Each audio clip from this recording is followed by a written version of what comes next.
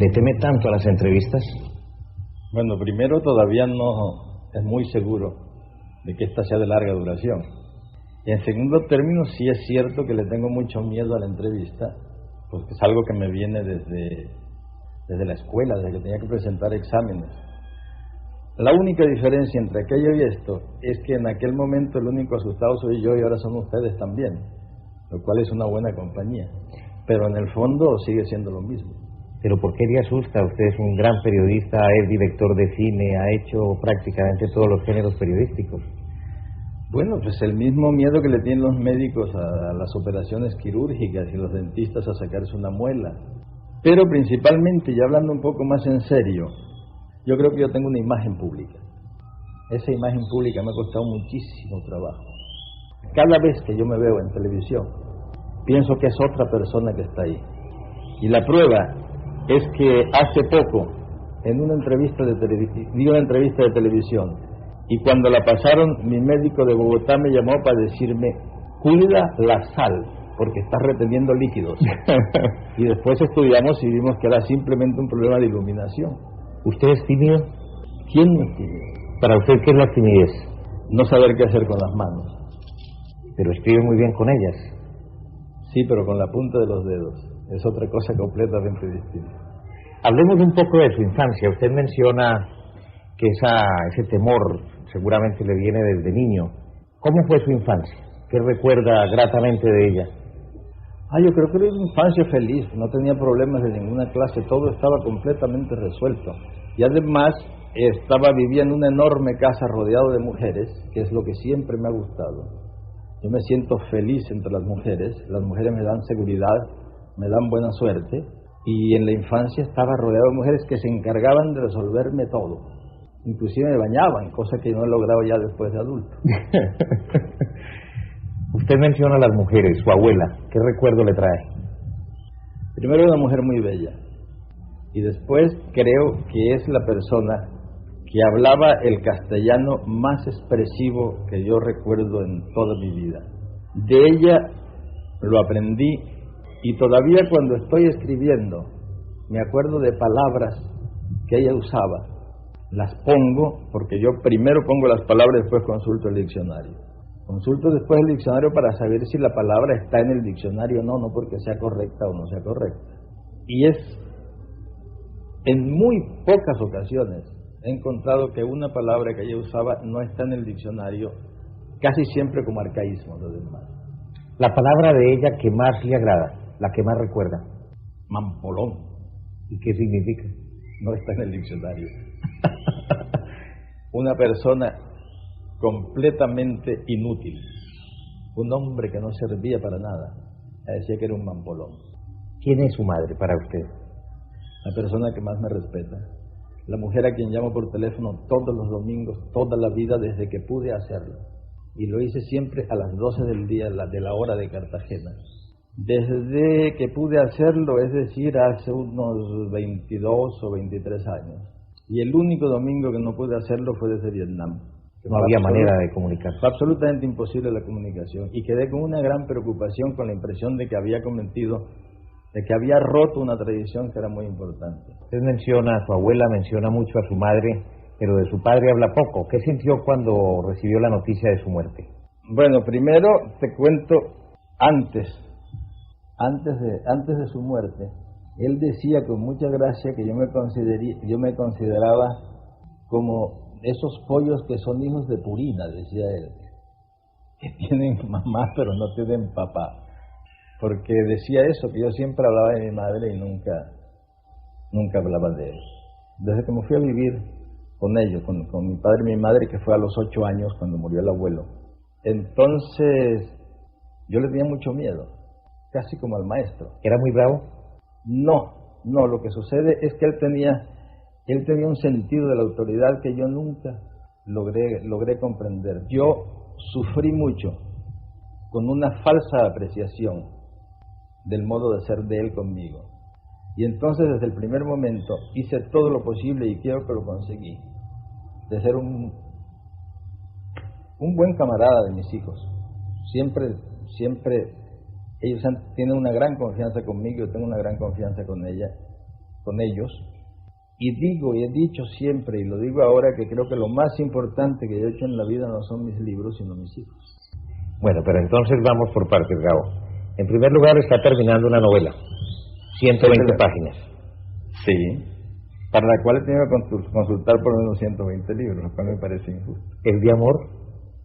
Todas mis novelas son de amor, eso se da cuenta, por más que lo disimule, todas son novelas de amor. Entonces tenemos una novela, un proyecto con la Universidad de los Andes. Estoy tratando de, estoy interviniendo en un posgrado de periodismo en la Universidad de los Andes.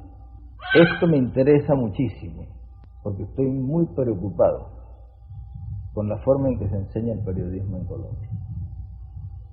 Yo llegué a decir en broma, pero casi temiendo, que estoy diciendo la verdad, que si todos los horrores que han sucedido en Colombia no han acabado con ella, queda todavía el riesgo de que el periodismo mal hecho sí acabe con el país.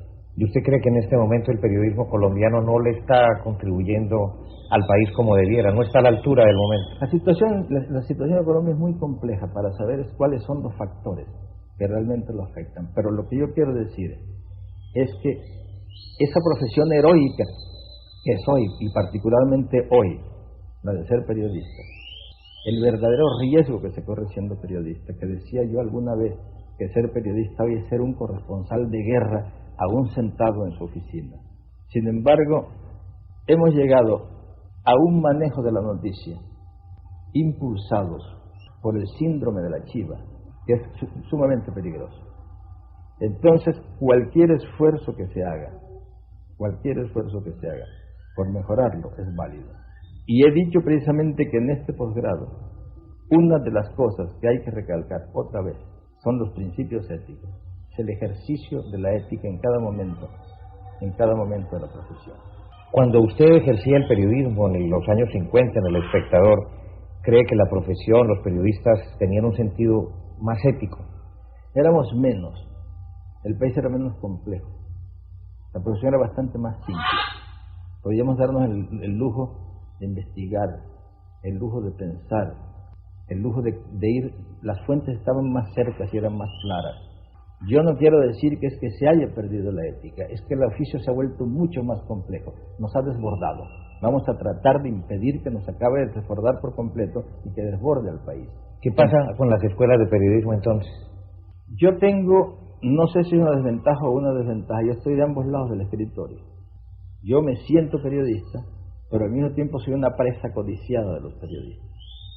Si muchos de los periodistas que yo me encuentro con un micrófono o con una grabadora salieron de una escuela de periodismo, hay que revisar muy a fondo esas escuelas. Doy un ejemplo. Me encuentro uno que inclusive es bueno, las preguntas que hace son buenas, la forma en que lleva la entrevista es buena, la graba. Cuando transcribe no sabe dónde están los puntos y dónde están las comas, ni tiene la menor idea de la ortografía. Y cambian el sentido. Una sola coma cambia el sentido por completo. Entonces, vuelvo, necesitamos hacer una revisión a fondo de las escuelas de periodismo de Colombia. El amor en los tiempos del cólera, y esa es una historia muy linda, porque los amores de mi padre y mi madre son exactamente los amores de juventud, la parte de la juventud de Florentino Ariza y Fermina Daza. Desde el momento en que ellos se ven, el telegrafista que toca el violín, que lo toca en la iglesia, que se enamora de la chica bonita que va a la escuela, es literalmente no solo la historia de ellos que yo logré reconstituir para estar seguro de que había sido así, sino la que ellos me contaban. Y cuando estaba escribiendo El amor en los tiempos del cólera, yo la escribí aquí en Cartagena. Trabajaba toda la mañana, en la tarde me daba una vuelta por el Portal de los Dulces a oír frases, a oír palabras. Salía a buscar los lugares donde vivían los personajes, trabajando por locaciones como si fuera para hacer una película. Es decir, yo sé aquí dónde vive Fermina Daza, dónde vivía Florentino Ariza, dónde es la iglesia donde le iba a tocar el violín. Toda la geografía de la novela es auténtica, aunque en algunos casos he cambiado el nombre, como el nombre de la calle de las Ventanas, que no es realmente la calle de las Ventanas, sino que tiene otro nombre, más bien es la calle del Santísimo. Pero hay una hilera de ventanas que se ven tan bien que yo pensé que era mejor que se llamara la calle de las Ventanas en la novela. Bueno, todo eso, y terminaba en la casa de mis padres todas las tardes, interrogándolos sobre esos amores. Primero a él y otras veces a mi madre, separados porque juntos era muy difícil obtener la verdadera información. Entonces,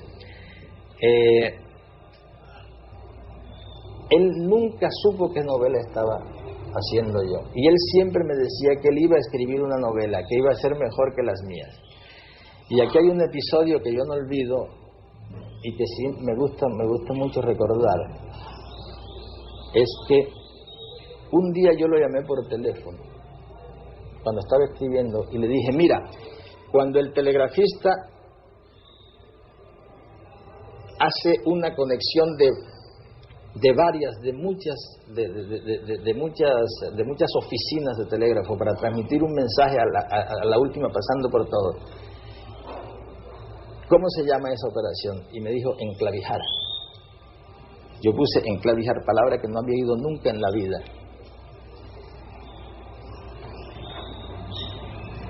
Y un poco antes de morir, un periodista le hizo una entrevista que luego no publicó.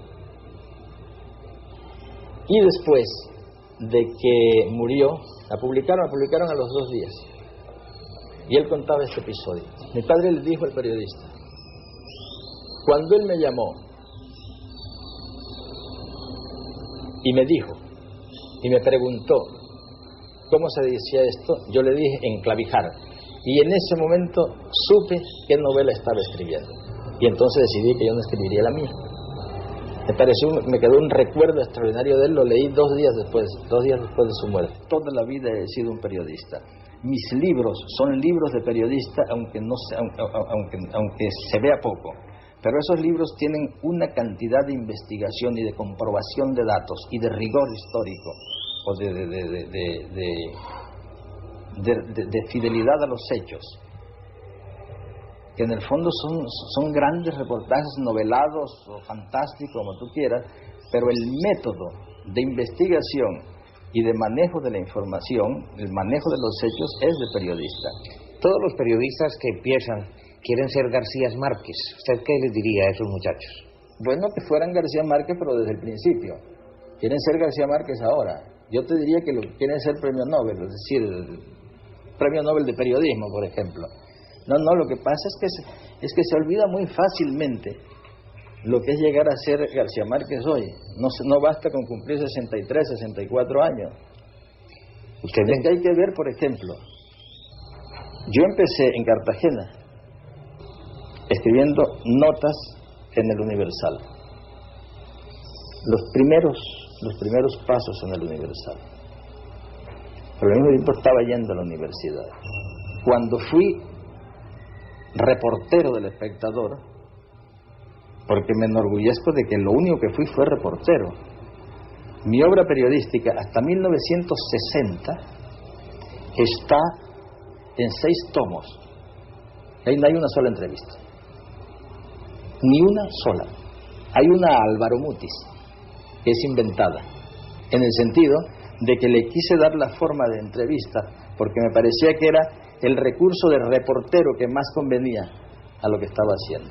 Lo que pasa es que entonces estaba escribiendo, ya había publicado una novela, ya publicaba cuentos, ya era escritor, ya había ganado un premio nacional de literatura, y nunca se me ocurrió ni que podría vivir de eso, ni que iba a ganarme, ni que podía vivir de eso, ni que iba a ser escritor profesional. Lo hacía por devoción, por vocación. Porque si no lo hacía me moría. Rilke dijo, dice a un escritor, si usted cree que puede vivir sin escribir, no escriba, porque lo único que se ve ahora es la fama. Lo único que se ve es el premio Nobel, lo único que se ve son los enormes tirajes de mis libros. Pero yo recibí mis primeros derechos de autor a los 43 años, con 100 años de soledad, y después de tener 4 libros publicados. Una injusticia. Pero espérate, a los 43 años, a los 3 años de eso, pude comprar mi primera casa. 43 años ya es mucho tiempo de trabajo diario. Y desde entonces no he dejado de trabajar un solo día. Y siempre en un mismo sentido y con un gran rigor. Y estudiando siempre como si no supiera nada. Todo esto te lo contaba para decirte que es bueno que los muchachos que salen de la escuela queriendo ser García Márquez, a mí me parece que es legítimo, y si eso vale la pena, deseo de todo corazón que lo alcancen, pero que sepa cómo se alcanza. ¿Usted es un hombre de temores? El temor es la fuerza más extraordinaria que hay en la vida. Fuera de las entrevistas, ¿a qué más le teme? ¿Me dejas terminar lo que te estoy contando?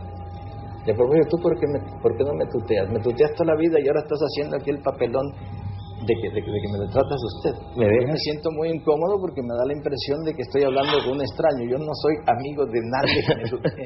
Hombre, yo también me siento muy incómodo. Bueno, entonces estábamos ¿en qué punto? Estábamos en el punto del trabajo, de escribir. Todos los días está el terror de que no se va a poder seguir, de que no va a salir.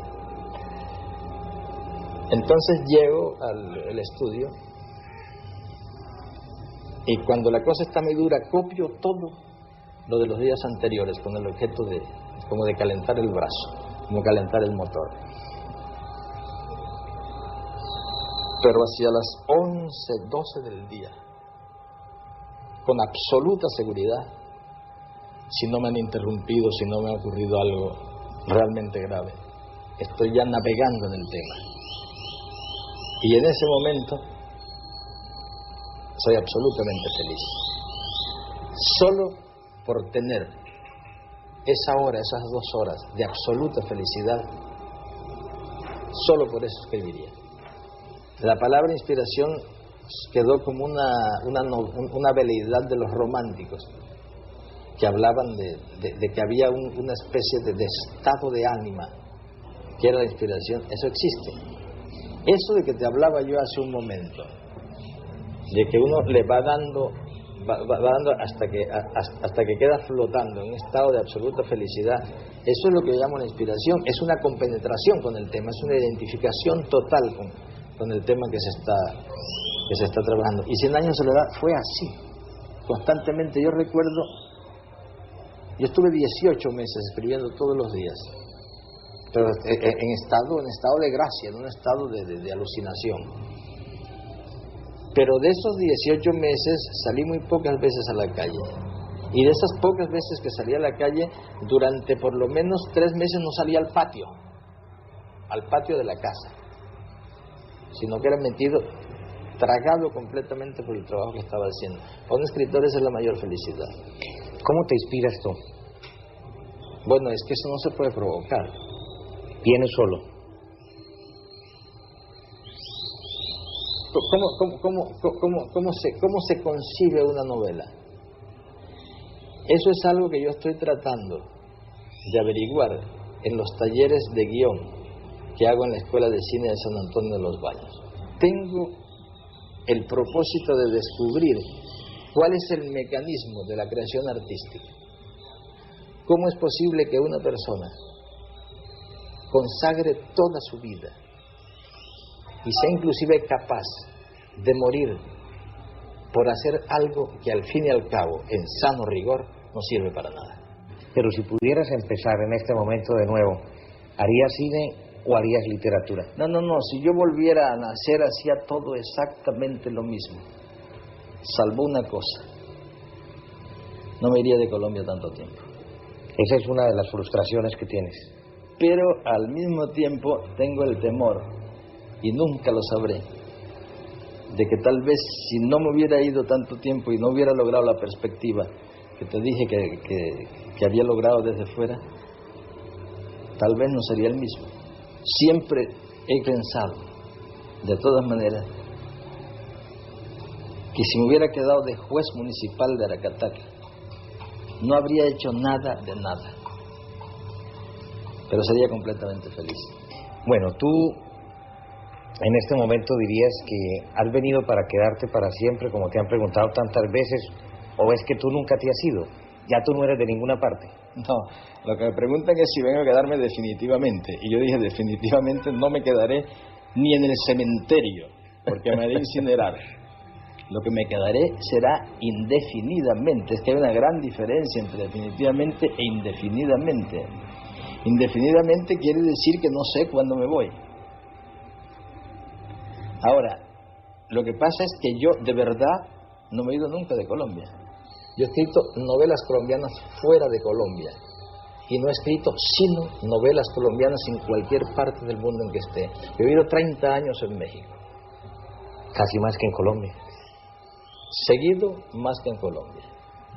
Mis amigos mexicanos se quejan de que yo llevo 30 años estar viviendo en México y no hay una línea mexicana en mis novelas. Ahora, logré una identificación con los mexicanos por otros motivos. Es una gente estupenda, una gente que se saben reír, cosa que no es muy fácil. Y una cosa de más importante, el lenguaje mexicano. El lenguaje mexicano es una de riqueza expresiva extraordinaria. Yo les digo a ellos que eso se debe a que se les olvidó el náhuatl y nunca aprendieron el castellano. Y han tenido que inventar una lengua intermedia que es el mexicano en que escribe Juan Rulfo, por ejemplo, que es de una gran expresividad. Y curiosamente me sirvió a mí para comprender mejor el castellano que me interesaba para escribir. Ahora sí se queda, es que el ahora sí se queda, me lo están preguntando desde hace los mismos 30 años, que ahora sí se queda, no, pues ni me quedo ni no me quedo, estoy yendo y viniendo. Tenía el problema del avión, es que principalmente el problema ha sido del avión. El miedo al avión. El terror que le tengo yo al avión. Entonces, Woody Allen, por ejemplo, que me decía que le tiene el mismo terror al avión, tenía una especie de alivio. Cada vez, él tiene una especie de alivio cada vez que encuentra a alguien que le tiene miedo al avión. No iba a recibir un premio, no fue a recibir un Oscar en Los Ángeles por miedo al avión. Me preguntó, pero como tratando también de descubrir la piedra filosofal, ¿qué es lo que a usted le da miedo del avión? Le dije, que vuela. Y se puso feliz. Y es la verdad. Yo tengo miedo del avión, es que vuela. ¿Cómo es Gabriel García Márquez para Gabriel García Márquez? El hombre más bueno del mundo. Bondadoso. Y creo que es lo que menos, creo que es lo que menos se sabe. Y sobre todo, yo lo digo sin ningún pudor, y no se considera un elogio. Cuando uno dice de un tipo, ¿cómo es? Es un hombre bueno, lo que piensa inmediatamente es que es un gran pendejo. ¿Y la felicidad? Bueno, la felicidad es como la paz, fíjate. La felicidad no se tiene sino por momentos, y no se sabe que se tuvo sino después, cuando ya pasó. ¿Tú eres egocéntrico? Yo creo que no hubiera hecho lo que he hecho si no fuera egocéntrico. De todas tus cualidades, ¿cuál es la que más admiras y cuál es la que más te quieres? La tenacidad, la disciplina, la decisión de llegar a una cosa y lograrlo, y haber logrado absolutamente todas las que quise, y las que no he logrado es porque no las quise. Si lo que no tengo es porque no lo quise, porque solamente quise ser como soy. Desgraciadamente, en eso va incluido también mi mayor defecto, el que yo considero que es mi mayor defecto. ¿Qué es cuál? Yo creo que tengo muchos, pero el decisivo es mi optimismo irracional. ¿Tú consideras que eres vanidoso? No tanto como podría, fíjate. Y eso me recuerda una historia muy linda. Es el tipo que decía, yo tenía un solo defecto, que era muy presumido, pero ya me curé, ahora soy perfecto. ¿De dónde viene tu gusto por la ropa, por vestirte bien? Yo te diría que forma parte de los mismos motivos por los cuales escribo, para que me quieran más. Yo creo que forma parte de la buena educación, de el caer bien. ¿Te consideras elegante? Si me considera elegante no me preocuparía de la ropa. Es por lo que no me considero, por lo que trato de ayudarme. ¿En qué momento eliges ponerte corbata? Mira, yo a la corbata no le encuentro sentido. Además es muy difícil encontrar corbatas bonitas. Yo no me explico cómo hacen los corbateros para tener tantos diseñadores de corbatas feas, que son miles y miles y miles, y entre eso encuentro una corbata bonita. Pero me gusta como objeto bonito. Y tengo muchísimas, pero que las voy coleccionando así como objetos, como colecciono los relojes. Las voy coleccionando, pero no me gusta ponérmela porque no le encuentro ningún sentido. Ahora, me la pongo siempre que puede parecer arrogante no llevar la corbata. A propósito, ¿por qué se puso liquiliqui en la ceremonia del premio Nobel? No es un traje típicamente colombiano, es caribeño. La opción era el smoking, el frac, que tampoco era típicamente colombiano. Entonces cogí entre uno más o menos típicamente colombiano y uno que definitivamente no era colombiano, que es el frac. Kawawata, el japonés, recibió el premio con su kimono. Rabindranath Tagore lo recibió con su traje nacional indio. Soyinka, el africano, fue con su traje nacional africano después de mí. Entonces no hay un traje nacional colombiano, pero sí hay un traje, sobre todo que fue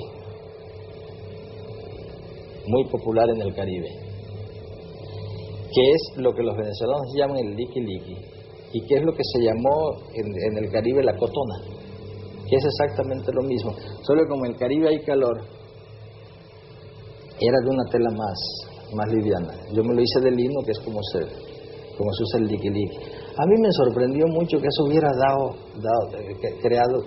sido origen en Colombia de muchos comentarios precipitados como tantos otros. No, que ese no es un traje colombiano. Es como si consideraran que la costa no es colombiana. ¿A ti te gusta el poder? El que tengo.